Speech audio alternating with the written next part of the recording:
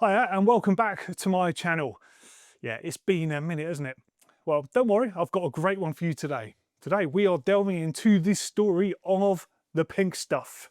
Now, in case you're unaware, Muc Off appeared on the scene in 1994 and it's the original bike cleaning product. This was born out of necessity and it has a fantastic story behind it.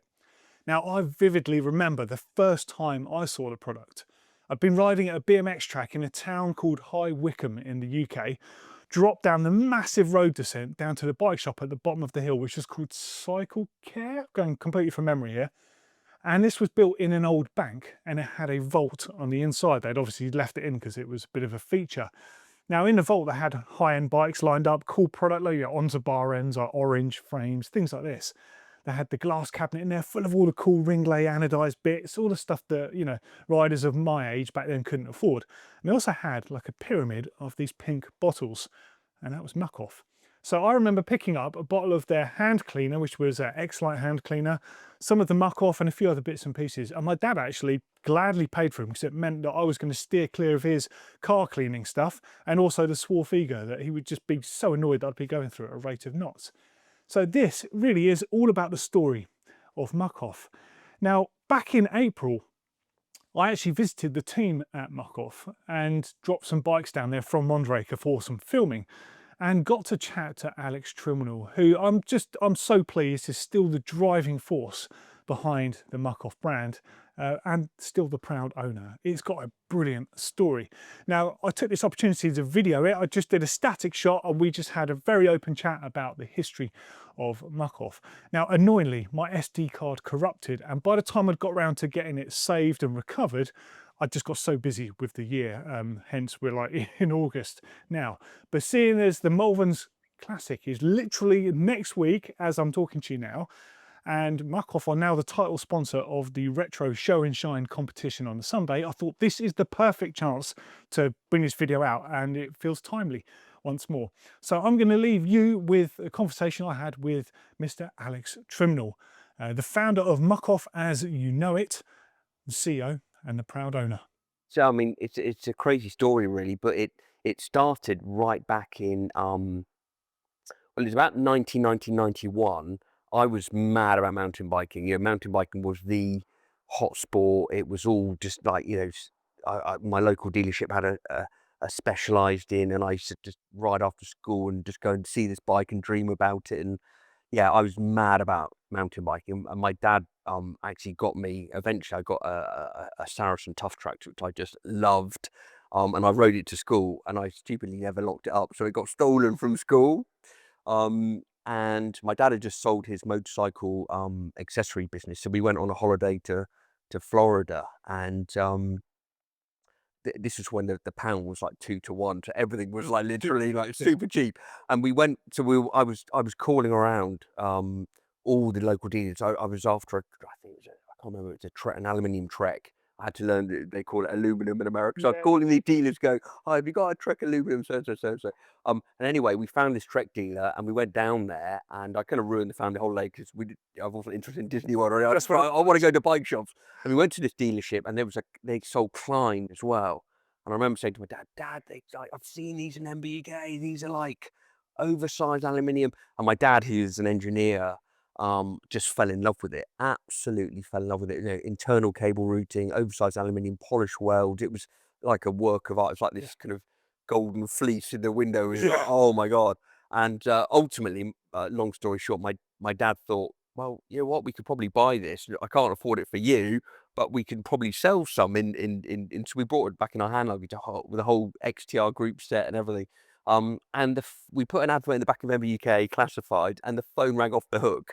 This is when, before mobile phones, it was like landline, just every night, literally 3 or 4 calls. Have you still got that Klein for sale? It's a Klein Attitude with the mission control and everything. It's still one of the most It's beautiful. still, yeah, it's still like an incredible looking thing.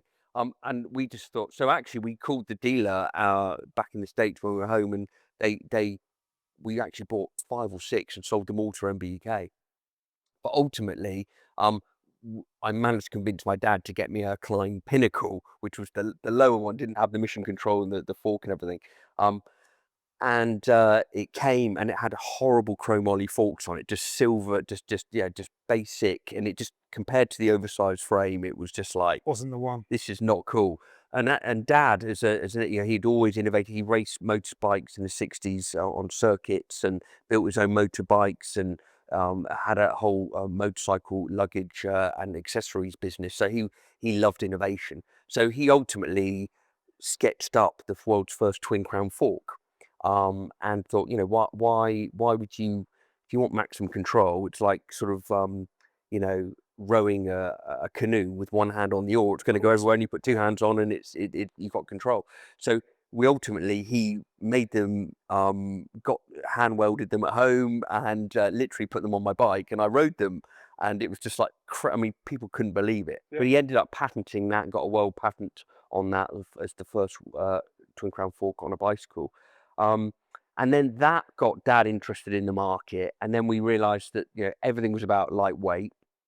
So everyone was just obsessed with titanium was coming in the hot kind of buzzword, but ultimately bar ends were pretty much the biggest accessory at the time. So Dad ended up designing bar ends, and we started making them in our garage at home, and I'd come back from school and we'd pack them up and sell them to dealers, and we put ads in in all the mags, and it just grew from there, and it was just amazing. And then ultimately we grew from, we were in the garage for years making bar ends, and then that grew into handlebars, and X-Lite grew into a whole thing. But then about 93, 94, then we started getting problems with people calling us saying, I love your bar ends, but the anodizing's damaged, and I'm using Fairy Liquid, or I'm using kind of truck wash I've got in my workshop in my garage, and basically it was damaging the anodizing. So Dad thought, well, let's design a bike cleaner. No one's got a bike cleaner. Mountain bike, they're getting muddy, and they're just using all these horrendous chemicals. Or Fairy Liquid at the time was full of salt, which is super corrosive. So he set about working on that. Our X-Lite colours at the time were pink and black, so we had to make it pink. Yeah. Dad came up with the name Muc Off, which I was there when he came up with the name. It was at night, we were in front of the TV, and he was always working, sketching on ideas and stuff. And he said, Muc Off, what about that? And I actually was like, Dad, I think I was going to be a bit too edgy. People might, think of it as a swear word kind of thing. And he was like, no, I think, it needs something with some edge. So that's when it was created. So he probably wouldn't have realised this at the time, but what he'd created with that name was a Hoover. Yeah, exactly. Yeah. You're because right. it for a long time became universally known. Any bike cleaner could be like, got any Muc Off? Got any Muc Off? Yeah, exactly. People coming to dealers asking for Muc Off. Exactly. It is amazing. It's really, really special, and kind of a profound moment. And what's funny is when we launched it, we spent a long time developing it. Long time, and it launched in sort of late '94.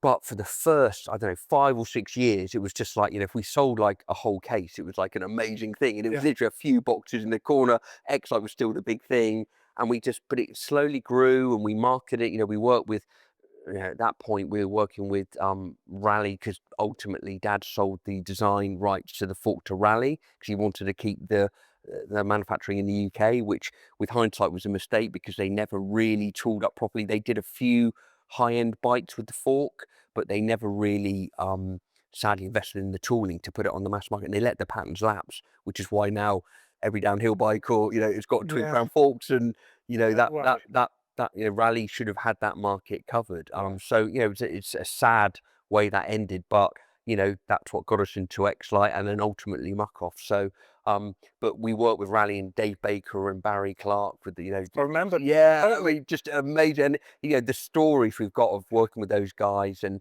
some of the things I did when I was like, I don't know, when I was like 15, 16.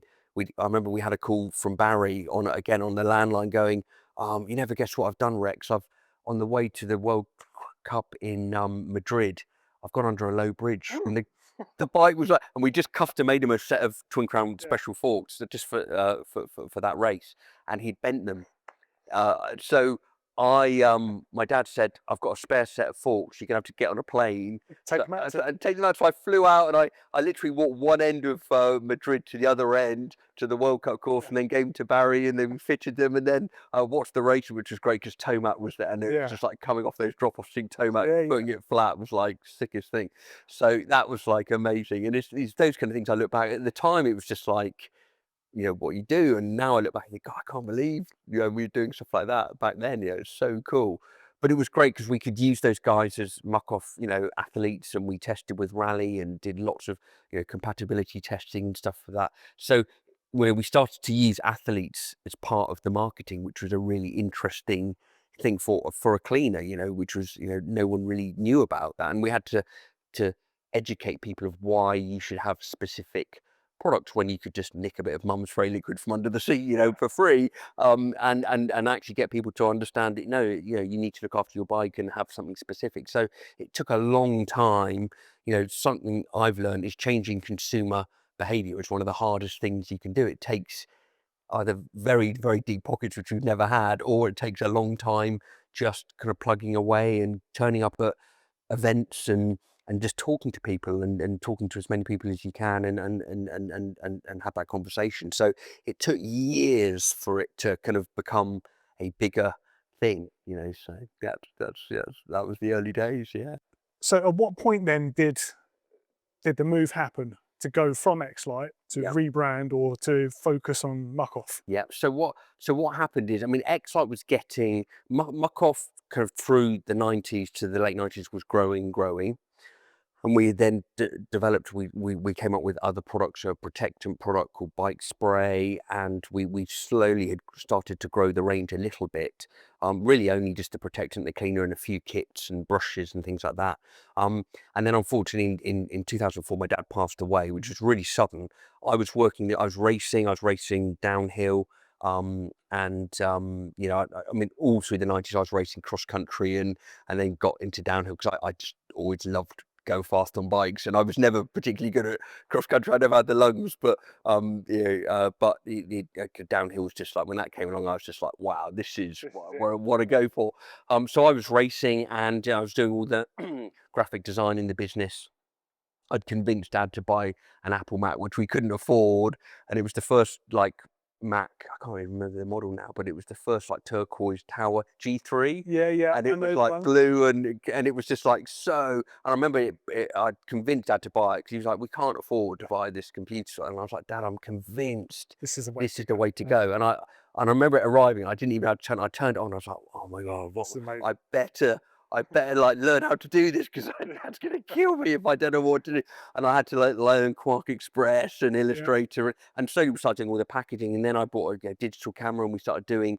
I look back now, it's before and after photography of cleaning products, and we're learning all that right back then, kind of thing. So that was my day job, was doing that, and then racing at the weekends. So I was in the business, but certainly not running it. And then Dad had a very sudden death.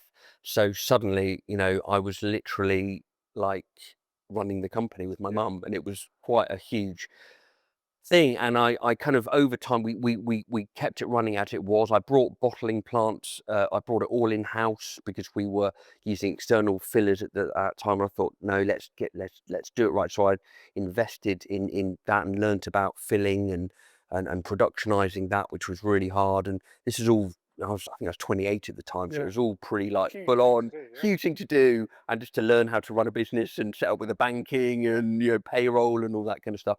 And we only had four people. James was there, and we had an amazing team. We just soldiered through it together. It was like a 7-day-a-week commitment. It was just like, we're going to do this. After a few years, I kind of thought X-Lite was getting harder. There were so many amazing US brands and components that had gone to the Far East and productionized their product and had great quality and they had the big domestic market, that they were just bigger, that they could do things that we could only dream of in terms of who they sponsored and what they developed. So I ultimately thought, you know what, I've got a vision with Muc Off. I can see where I can take that, and I want to grow the range, and I'm really fascinated by that. And I loved, I was heavily into skating and snowboarding when I was kind of in the 90s. So I loved brand, always loved brand, particularly skate brands. I Yeah. just like loved what they did.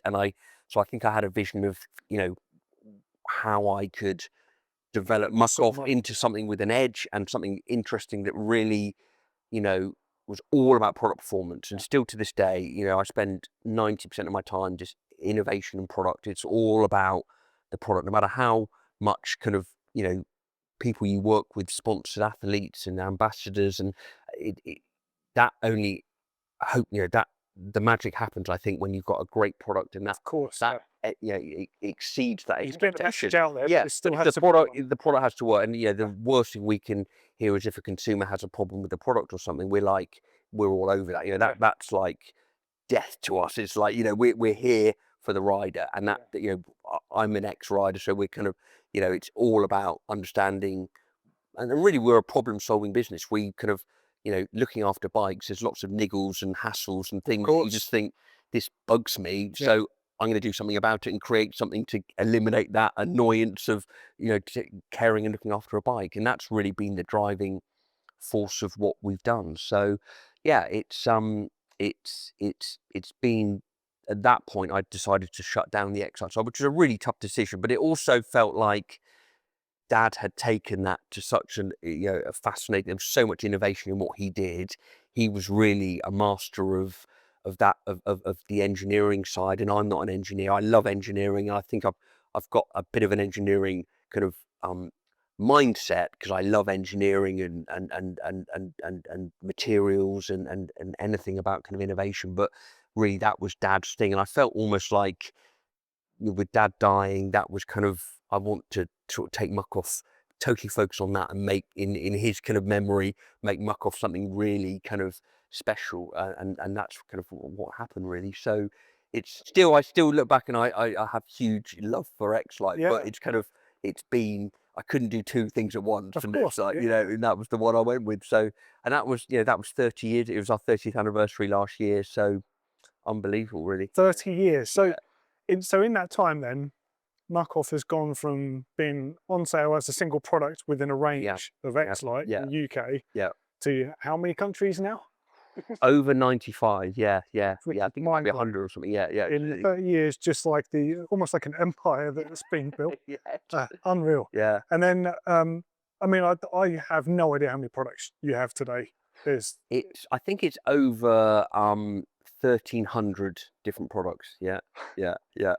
In terms of SKUs, so that might be, say, like valves, there might be like 25 different types. So that's all the different SKUs, or different variants. But yeah, it's a lot. It's really grown, and it's grown, and every single one, we develop. I'm CEO, but ultimately 90% of my time is product. It's all about product. That's cool. That's the obsession, and we just go to, we can take years, and we've got some products that are sort of 6 years development. We won't launch it until we're absolutely right, which is really hard sometimes, where you just want to. You want to shout about it, you want to tell people about something, but it's like, no, it's got to be right. It's got to be right. So, and I think, the other thing that's been tough during that time is being 100. We're still 100% family owned.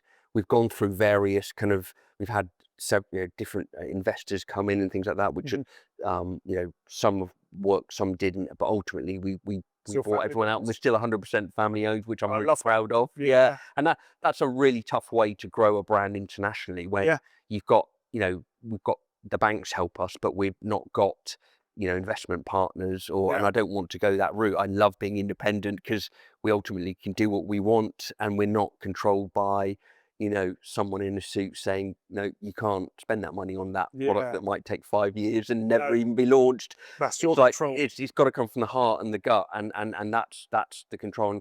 And whenever we've had third parties in, I just thought, I don't like this conversation, because it doesn't, I know I can't articulate where the market's going to go, but I've got it's a belief. When you've got a belief and you just want to prove it, and someone's saying, well, this is a quicker way to make money, and I'm like, we're not here, it's not about the money, it's about the product, and about the adventure of exploring and seeing how much we can innovate something, and that's hard in an investment point of view, to sometimes, it's very draining to constantly have that conversation to convince a group of people that don't understand and aren't enthusiasts. And sometimes I want to make a product that I know probably won't sell very much, but it's like that really bugs me. So I kind of want to fix that bit of like bike care. So yeah, that's been tough. It's been really hard. It's been, it's definitely been blood, sweat, and tears. But has there been, have you got like a favourite moment or a favourite thing that you've done in the time here? There must have been like a moment or a turning point where something or something. I mean, I think actually probably having external shareholders and then buying them out was a big moment, because we couldn't afford to buy them out and we had to kind of raise money through all sorts of different, any ways we could. And that was really hard to get to 100%. When you're family owned and you don't realize that, because that's all I've ever known, and then you lose that, you realize the horror of not being, it's not all about just you guys making a decision in a meeting down at the pub sort of thing. It's like you've got to do, and that was really hard for me. I found that really difficult. Those years were really hard for me, and getting those guys back out was fantastic. But I think from a product point, I mean, there's so many. I think getting into chain lubes was a really exciting point, and a lot of development. That was, it's hard to pick any one, but I think I think for me the standout moments are always just meeting riders and them saying how much they like a product. That for me is still like the big thing. It just, still, if someone said, "Oh yeah, I know Mukoff," I'm still like, "Wow, that's so cool." I'm really like, it's really crazy, yeah. So yeah, I mean, there's so many moments. I mean, moving into the road market with Team Sky was a big thing. Yeah, of course. Financially was terrifying, utterly terrifying, and that was a big move. So there's been lots of kind of gambles along the way that, if it goes wrong, we're literally finished. So you just have to commit to things sometimes and just jump in. What an exciting ride! Yeah, it's really exciting, really, really exciting, and definitely a lot of sleepless nights. So there's a lot of things like that. And then, working with commence our Muc Off team is a big, to see a big semi truck with Muc Off on is like, wow, this is like the big proud moment for me. So amazing. Yeah, there's a lot. There's a lot, yeah. What an incredible business, and what a journey. Thanks. It's so cool to be back here. Like I said, the first time I visited was the original building in 2002 or something. So to see the difference in how the company's shaped and changed is staggering. Yeah, thank you, mate. Thank you. And it's great. It's wicked. We're still both riding bikes, still in the industry, still doing the same thing forever. It's it's a lifelong thing. And it's when we are looking back at the books earlier, that MBUK article of us riding, it's just bizarre. I completely forgot about that. We look like we're like 12, don't we? It's amazing. So yeah, very cool. Awesome stuff. Well, thanks for your time. No, mate, thanks for coming down. Oh man, don't you just love a story like that? The mountain bike scene is full of these brilliant stories, and I just want to continue telling them. It's honestly, it's my favourite thing. It sounds fantastic.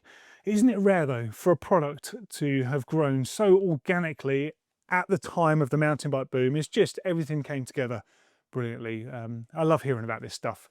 Now, please don't forget the Retro Show and Shine competition sponsored by Muc Off is happening at the Malverns Classic on the Sunday. There's going to be an amazing display of bikes. Please come and join myself and the other judges as we're going to be there wandering around. We're going to be talking to you a bit about some of the bikes on display. I'm going to be making a video from there about the bikes and about the competition, which will later be on my channel. And of course, just come and say hi and hang out, because the Malverns is a brilliant event. If you're not going this year, come along next year, because I'll be there as well. Thank you for watching. As always, I appreciate the time you take to watch me gibbering on about mountain bike stuff. Thanks for watching. Take care now.